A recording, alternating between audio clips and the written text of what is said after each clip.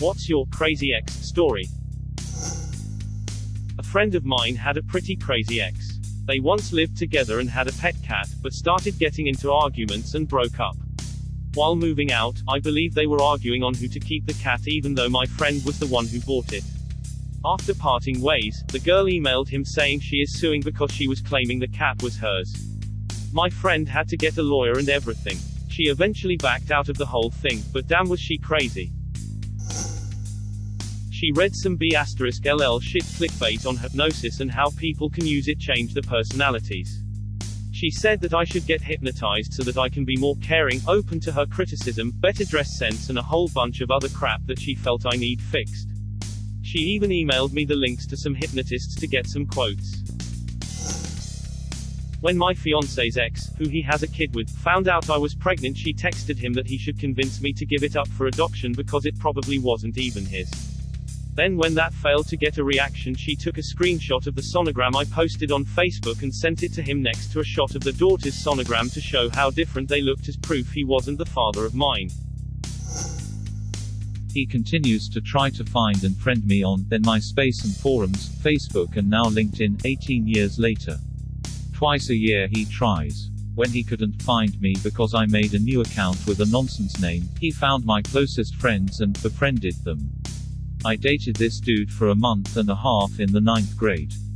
That's not vigilance, that's just freaking weird. I dated this guy for almost 3 years. One day, I found a second cell phone in his room with only one phone number, incoming and outgoing calls, but a different area code, so I called the number. I explain who I am and tell her that I am not the enemy and I just needed some answers. She confesses to me that she has, in fact, been dating my BF for 5 years, although she has never met him. She met him in a cybersex chat room, remember that being a thing, while she was investigating him for pedophilia, but turned out he was not a pedophile but just a pervert who liked cybersex. They began a relationship 5 years ago. That means, I was the other woman. Anyway, she tells me that she knows about me but she's going to finally meet him and move in together. They spent Valentine's Day together on the phone, both ordering takeout meals and pressing play of the same DVD while on the phone together. I knocked out of there as quickly as I could. I told her that she would not have to worry about me being the other woman any longer and I would gladly bow out of crazy town and I hoped they were happy together. He would constantly verbally abuse me whenever he got angry. I hope you failed the interview. Just shut the duck up. He always tweeted about his long-distance best friend whom he had never met. I miss my best friend. It's been months since I heard that laugh and I had no idea how much I missed it. And eventually he ended up creating a private Twitter, where I couldn't see, to tweet his best friend and trying to get her to forgive him. A year on, him and his best friend are in a long-distance relationship. But man, am I glad I got out of that. He got me pregnant and I was scheduled for an abortion. I was only 17, so he agreed to come with me because I didn't want anyone else to know. It was a complete accident. I was on the pill at the time and still don't know what happened. He was my first real boyfriend and it happened 2 months after losing my virginity. The morning of the procedure, he didn't show up. Okay, except when it was all done I went onto Facebook and he had posted a status something like, "When your ex pretends to be pregnant to get you back, laugh face." We had mutual friends who were all commenting that I was crazy blah blah and I was faced with the option of ignoring it and having everyone think I was some crazy girl, or defending myself publicly to friends and family about something traumatic that I just went through. Up until the day of, he was sympathetic, and I even peed on a test in front of him. I ultimately couldn't bring myself to talk about it yet, so I ignored it and deleted Facebook for over 2 years. I also didn't date again until my 20s because of it. Over the years it came up several times through rumors and friends of friends. I even had one guy refuse to date me because of my crazy ex persona. He later went to prison for beating the shit out of another girlfriend and killed himself in there. I've never gotten the chance to defend myself, and there are people who still think I'm a nutjob to this day.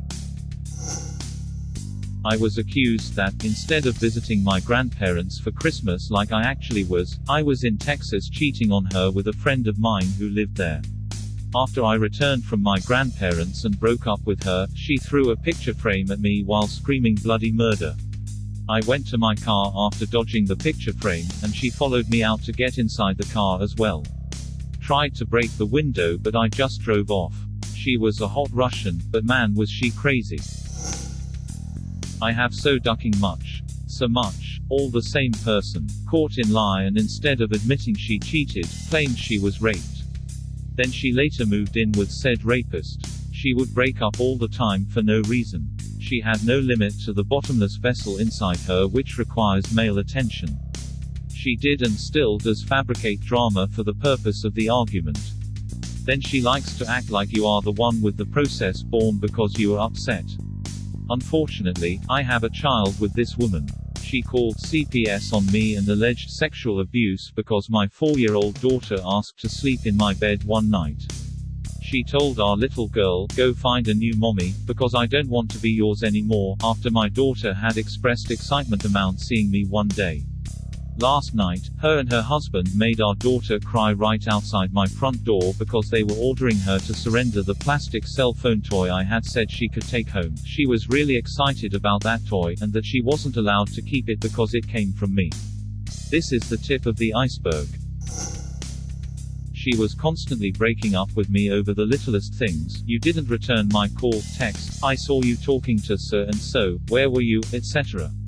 So after one breakup, she comes back and tells me she slept with another guy and wants to get back. Problem was, I knew the guy and he had herpes.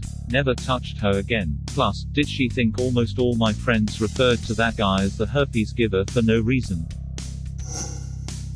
He was a selfish, abusive, unemployed junkie.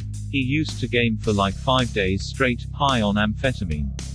He always gamed online, at a really loud volume, wearing a headset so he could communicate with other players.